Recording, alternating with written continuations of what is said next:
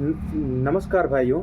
जैसा कि आपको पता है कि यूपी पुलिस में 26,000 पदों पर भर्ती फिर से आने वाली है, जिसमें सब इंस्पेक्टर, प्लाटून कमांडर और UP SSF, PAC, fire service, घुड़सवार पुलिस और जेल वार्डन के पद होंगे। तो अभी 60,244 पदों पर कांस्टेबल की भर्ती जो चल रही है उसका मेडिकल होने वाला है। तो उसके लिए जो बच्चे चयनित हो गए हैं उनको बहुत बहुत शुभकामनाएं। अब जिनका नहीं हुआ है उनके लिए इस विषय में बात करते हैं कि उनको अब क्या करना है।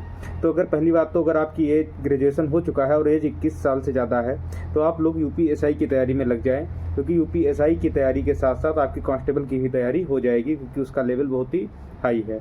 अगर आपका ग्रेजुएशन नहीं हुआ है, अगर आप अपेयरिंग चल रहा है, तब आप कांस्टेबल के लिए तैयारी कीजिए। अगर आपका इधर 60,244 में नहीं हुआ है तो इधर कांस्टेबल के लिए आप तैयारी कीजिए। सेम स्केल है, सेम ग्रेड पे है, कोई दिक्कत नहीं है। तो इसमें अब आप लोगों को ये जानना होगा कि सिविल पुलिस और पीएससी में क्या अंतर है। होंगे जो भी नॉर्मल सब कुछ हर जगह इन्वॉल्व है वो सिविल पुलिस है, थानों पे रहती है। अब इसकी तो वैकेंसी हो चुकी है, लेकिन इस टाइम जो वैकेंसी आई है वो पीएससी की है, फायर सर्विस की है, जेल वार्डन की है और यूपीएसएसएफ की है। तो आप इसको अब अपनी चॉइस के हिसाब से उसमें आपको अप्लाई करना है। जेल वार्डन का पेपर शायद अलग होगा, उसका भी फॉर्म ऑनलाइन होगा, उसका पेपर अलग होगा। और पीएससी और यूपीएसएसएफ और इनका सबका पेपर एक में होगा। मेरा मानना ये है जेल वार्डन और फायरमैन का पेपर एक साथ अलग होगा, क्योंकि लास्ट टाइम अलग अलग हुई थी। इस बार कैसा रखते हैं वो आपको पता चल जाएगा। तो अगर आपकी जॉब पीएससी में करना चाहते हैं तो आप अगर पीएससी में आपकी रुचि है तो आप पीएससी में जा सकते हैं। इसमें आपकी बटालियन हर ज़िले में रहती है, लगभग 33 बटालियन है, और नहीं है किसी ज़िले में तो अलग बात है, लेकिन लगभग हर ज़िले में बटालियन है। तो आपको बटालियन में आपकी पोस्टिंग हो जाएगी। लेकिन ज़्यादातर पीएससी मूवमेंट पे रहती है, ज़्यादातर मूवमेंट के जहाँ दंगे क्षेत्र या कहीं बाढ़ प्रभावित क्षेत्र में एनडीआरएफ के रूप में हर जगह, मतलब इसके आपके ये मान के चलिए 1 साल की नौकरी में 9 या 10 महीने लगभग मूवमेंट ही करना है। वो ट्रैक से पूरा बटालियन या प्लाटून या पूरी कंपनी इनकी मूवमेंट पे ही रहती है। तो उसमें आपको जिस जिला जिस हिसाब का होता है उस हिसाब से आपको टीएडी एक्स्ट्रा दिया जाता है। जैसे छोटे ज़िले हैं जिनमें उनमें 240 रुपये पर डे के हिसाब से आपको डीए दिया जाएगा।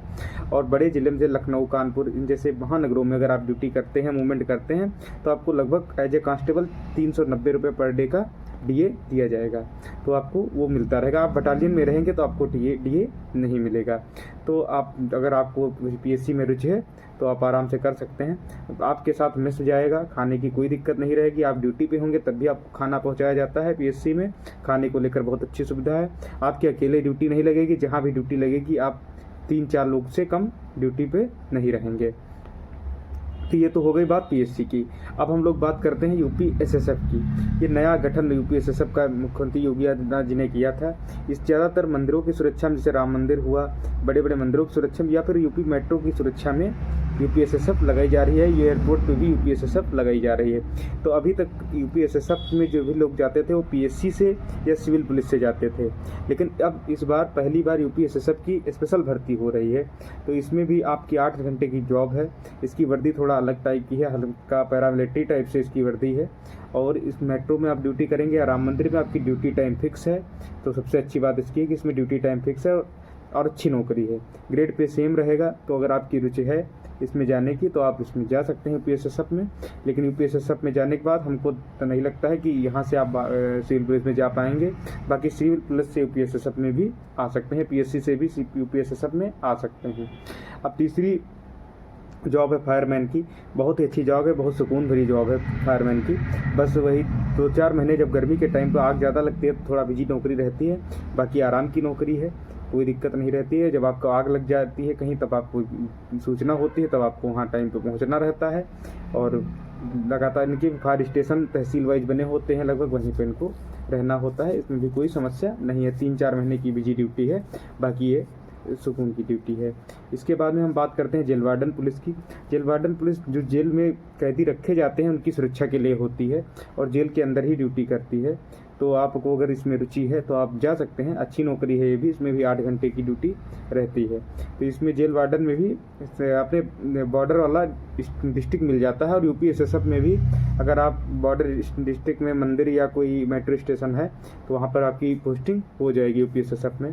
पीएससी में अपनी बटालियन रहती है, तो समझौता उसमें मूवमेंट पे ही आप रहेंगे, तो उसमें बटालियन का कोई मतलब रहता ही नहीं है। बाकी फायरमैन में भी आपको अपने बॉर्डर का डिस्ट्रिक्ट अलॉट हो जाता है। लेकिन सिविल पुलिस में ऐसा नहीं होता। सिविल पुलिस में आपको पता बॉर्डर स्कीम लागू हो, आपके बॉर्डर का डिस्ट्रिक्ट नहीं मिल पाता है, उसको छोड़ करके ही डिस्ट्रिक्ट पोस्टिंग के लिए मिलता है। तो अगर आपके किसी और कोई और भी कंसर्न है आपके इस विषय में तो आप लोग कमेंट करके पूछ सकते हैं। बाकी आप जिसमें जाना चाहें अप्लाई कर सकते हैं, कोई भी नौकरी बुरी नहीं है, बस मैंने नौकरी का क्राइटेरिया आपको बताया है। तो अगर आपकी एज एसआई के लिए हो चुकी है तो एसआई के लिए ही फर्स्ट प्रेफरेंस करिए, उसके बाद कांस्टेबल के लिए साथ ही तैयारी हो जाएगी, कोई दिक्कत नहीं। अगर आपका ग्रेजुएशन कंप्लीट नहीं हुआ है, क्योंकि अपेयरिंग यूपीएसआई में नहीं अप्लाई करने के लिए मांगता है, तो इसलिए आप कांस्टेबल की तैयारी करिए, क्योंकि अभी आपका नहीं हुआ 60,244 में, तो ये आप लोगों के लिए गोल्डन चांस है। बाकी अगर कोई समस्या है तो आप लोग कमेंट कर दीजिए, पूरी जानकारी हम आपको प्रोवाइड करा देंगे। जय हिंद भाई।